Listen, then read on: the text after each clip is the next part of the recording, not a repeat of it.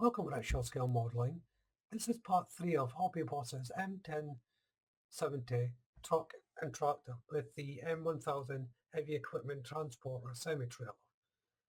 The scale is 1:35. So in part 3, I'm going to be concentrating on the main axles and the suspension units of the trailer of the flatbed part of the truck. So there's quite a lot of work to be done in this video, so let's jump into this and see how well I get on. So to kick things off, I'm going to start building the axles. They are simple in themselves, but they can also be a little bit complicated.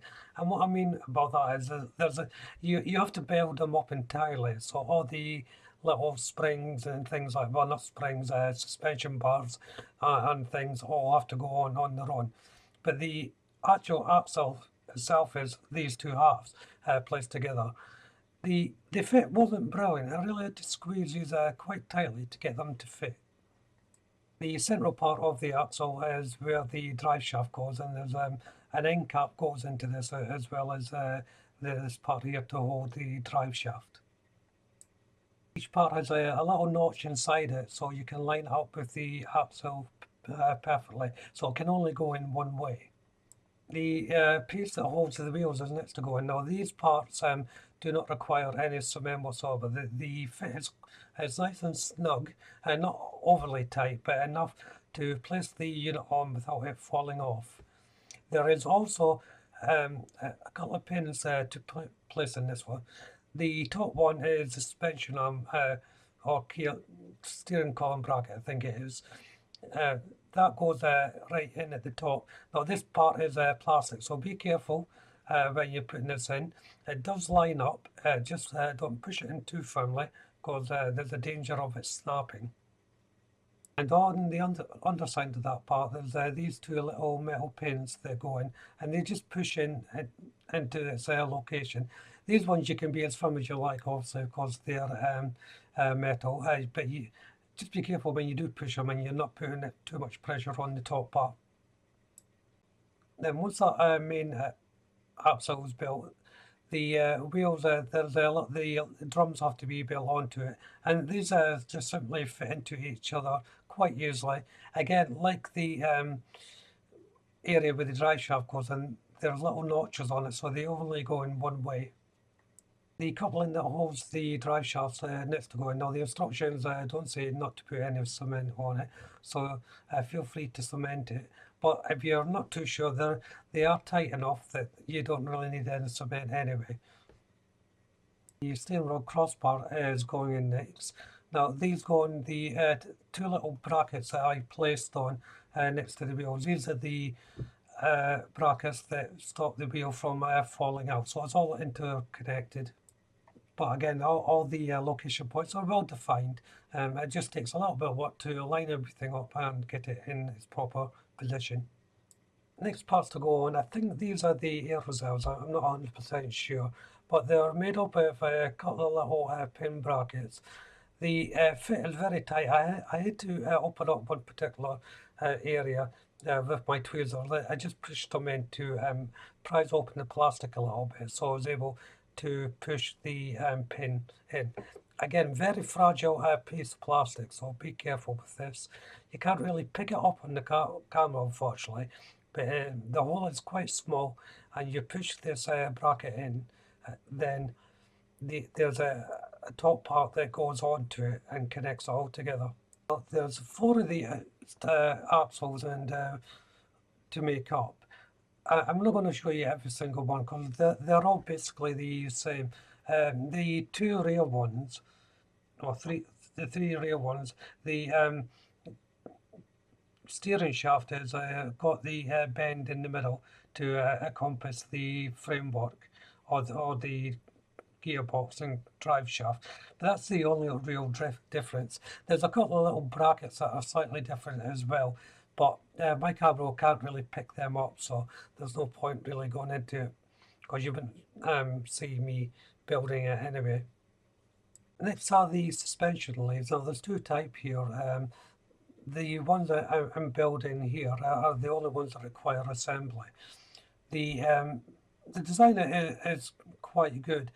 The main leaf goes into this bracket. Now, the instructions tell you to cement it together, but I decided to leave the pin area where the leaf is going in now and sandwich between the two brackets free of cement so that it was going to give me full movement. Now, the reason why I did this because I wasn't sure on the positioning once I put the axles in place. So I thought it would be the best case scenario was making sure they can freely move so then I can ease them in place.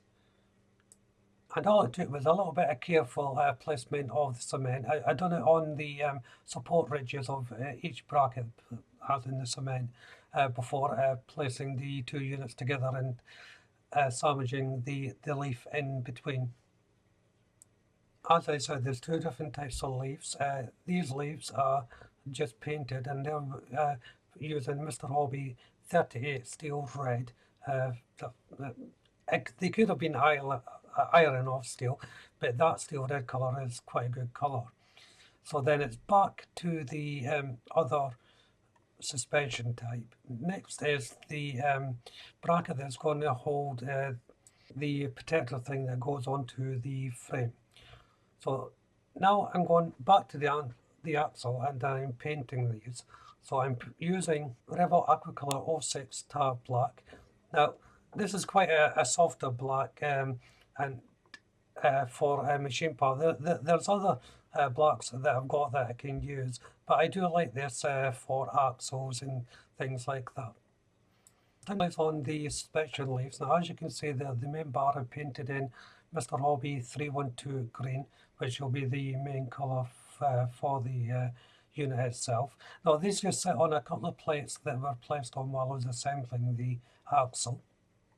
I'm also using the Mr. Hobby 38 steel red to paint the drive shafts as well. This one I'm just painting the one that I already put in situ before I decided to start pre-painting.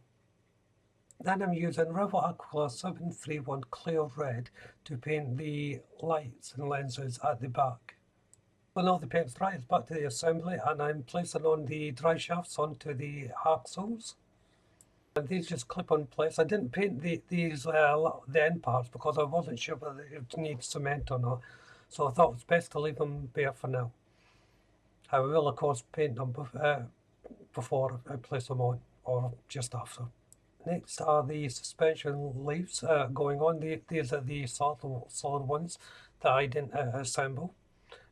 Unlike the ones I did assemble, they just sit on top of the bracket. So now that's done, I'll just finish off the painting and tidy everything up. Next to go on is it's like a rubber shock absorber type thing, and that just gets pushed on the end. Now I had trouble fitting these once I was putting the axle into place, so I just popped them back off again during the assembly process. To fit the axles was a fairly simple process. First of all, I just lined up the brackets. As I said, each one has its own location point, and I simply pressed them into position. Because I left the other part free moving, this allowed me a greater scope of freedom to move everything into place. So this is where I ran into a little bit of difficulty. I couldn't quite get these rubber units to stay on properly. They would. I didn't want to put too much pressure on them, so I thought, well, this is not working. So I took them off and then just placed them on the frame itself before lowering down the suspension and the axle. This worked a lot better. Now, it's an interesting point. These little rubber grommets or whatever they only actually go on one way. So I'm thinking that's probably where I was going wrong. I think I had them upside down, to tell you the truth.